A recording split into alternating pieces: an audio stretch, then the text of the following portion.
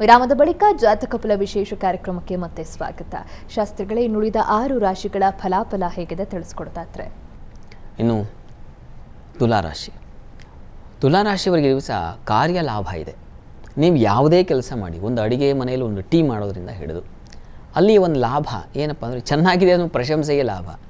ತುಂಬ first class fantastic ಆಗಿದೆ ಇದೆ ಅಂಥದ್ದೊಂದು ಪ್ರಶಂಸೆ ಸಿಗುತ್ತೆ. ಇನ್ನು ಕೆಲಸ ವೃತ್ತಿಯಲ್ಲಿ ಇದ್ದಂಥವರಿಗೆ ತುಂಬ ಚೆನ್ನಾಗಿದೆ. ಕಾರ್ಯದಲ್ಲಿ ಸಹೋದ್ಯೋಗಿಗಳ ಸಹಕಾರ ಆಗಬಹುದು, ಮತ್ತೊಂದೇನು ಈ ರೀತಿಯ ಅನುಕೂಲ ತುಂಬ ಚೆನ್ನಾಗಿದೆ.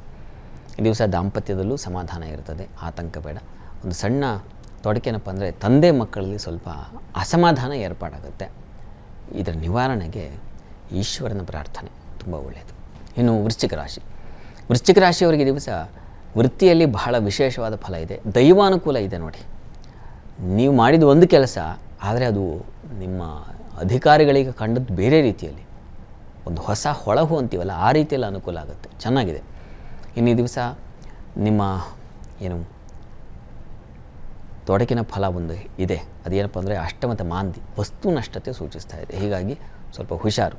ಮೊಬೈಲು, ಪರ್ಸು ಅಥವಾ ಇನ್ಯಾವುದೋ ಡಾಕ್ಯುಮೆಂಟ್ಸು ಬೇಕಾಗಿರುತ್ತೆ, ಸಿಗಲ್ಲ, ಮಿಸ್ಪ್ಲೇಸ್ ಆಗಿಬಿಡುತ್ತೆ, ಅಂಥದ್ದೊಂದು ಲಕ್ಷಣ ಸೂಚಿಸ್ತಾ ಇದೆ.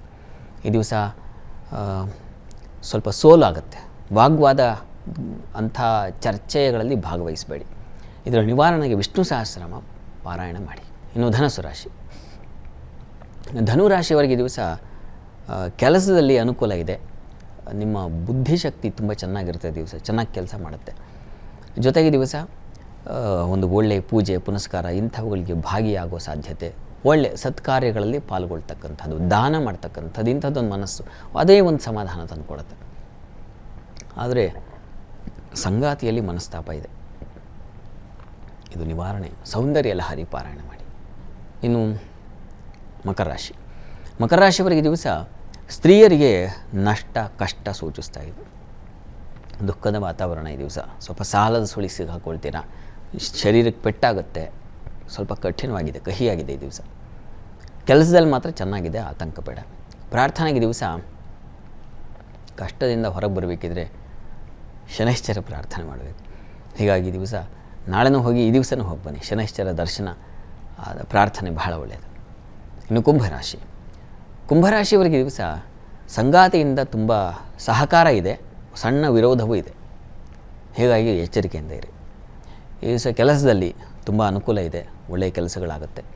ಈ ದಿವಸ ಸ್ವಲ್ಪ ಉದರ ಬಾಧೆ ಸೂಚಿಸ್ತಾ ಇದೆ, ಸ್ವಲ್ಪ ಮೈಂಡ್ ಅಪ್ಸೆಟ್ ಆಗುತ್ತೆ. ಈ ದಿವಸ ಏನೂ ಆಲೋಚಿಸ್ತಾ ಇಲ್ಲ, ತೋಚ್ತಾ ಇಲ್ಲ ಅಂತ ಈ ಥರ ಆಗುತ್ತೆ.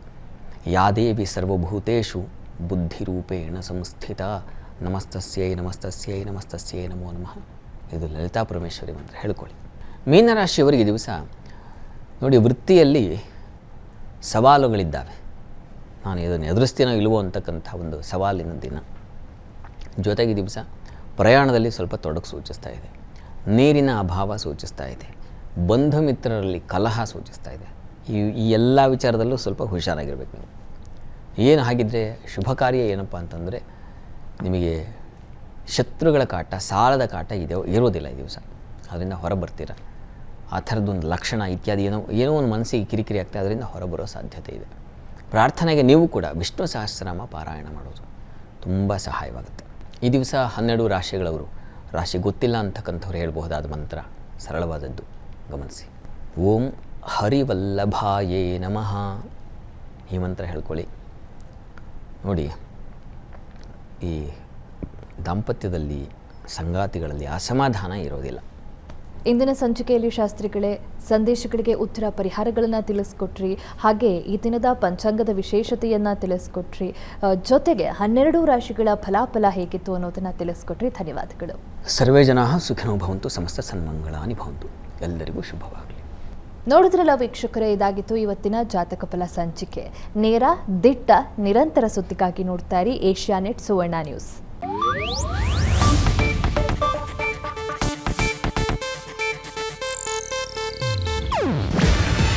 ಇದು ಏಷ್ಯಾನೆಟ್ ನ್ಯೂಸ್ ನೆಟ್ವರ್ಕ್ ಪ್ರಸ್ತುತಿ.